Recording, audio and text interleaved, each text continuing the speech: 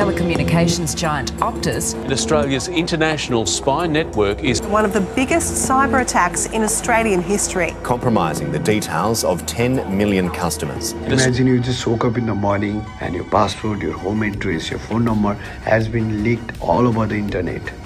Not just yours, millions of others too. This is not a scene from the movie. This is actually happened in Australia in 2022.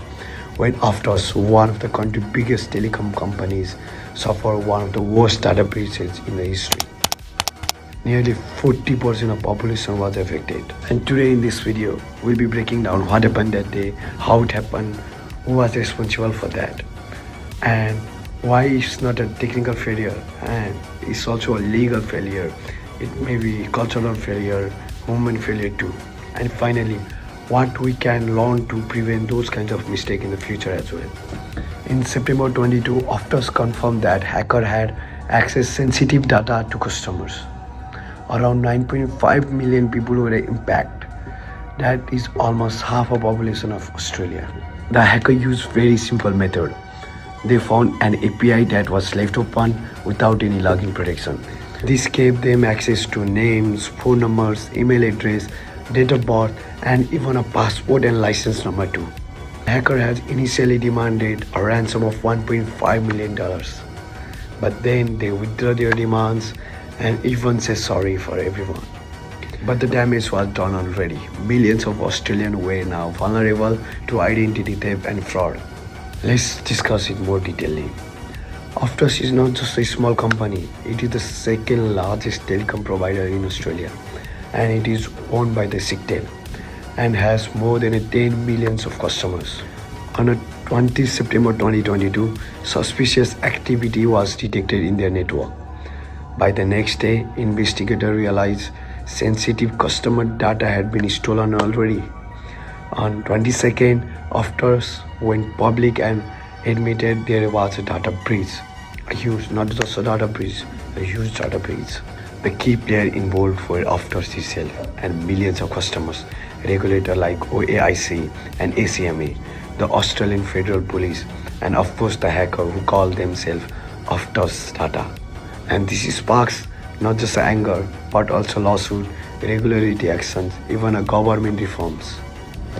Let's take the technical part in very simple language about this data breach. The hacker did not use some high-level super skill to have access over the Optus. They just found an API, basically a doorway that was left unlocked. No password, no authentication, just open API. Anyone could access if they knew where to look. Through this, they can see the customer details one by one, just by changing the ID number in the request. This is called API vulnerability. It is like a house door wide open with a lot of valuable inside. What's the shocking part of this was, Optus did not have proper authentication control, rate limiting, or even the monitoring system for that. This incident response was slow, very slow. They noticed at 20th and the customer found at 22nd after 2 days. In cybersecurity, 2 days means lifetime. This is not just a technical problem, the human factor too. Like the human side is more important than technical factor as well. The main reason behind this was the developers may not have been properly trained for the secure coding practice. Optus may not have carried enough security audit as well. Now here we come to more interesting part. The hacker did not use phishing or social engineering in this case, but just a ransom note was itself a form of social manipulation, an attempt to scare Optus into paying money. The bigger human issue, a lack of security first. This brings us to the legal question. Did Optus break the law?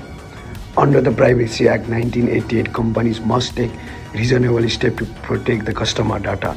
Clearly, leaving an API open is not reasonable.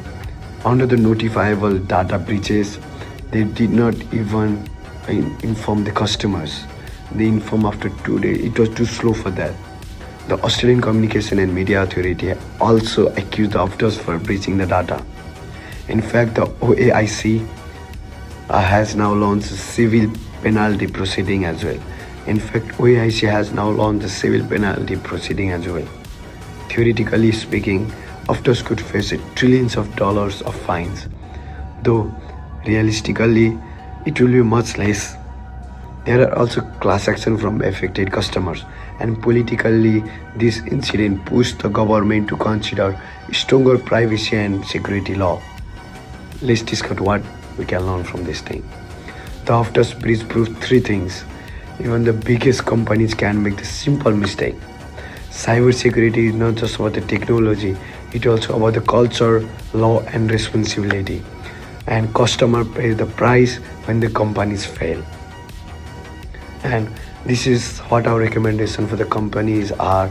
Companies must secure their API at any cost, and also they should monitor that. Also, they should use the authentication. This is not just a lesson for Optus. This is lesson for every company that handle a personal data. Because in today's world, data are our new way. If that leaks, consequences can be devastating. Thank you.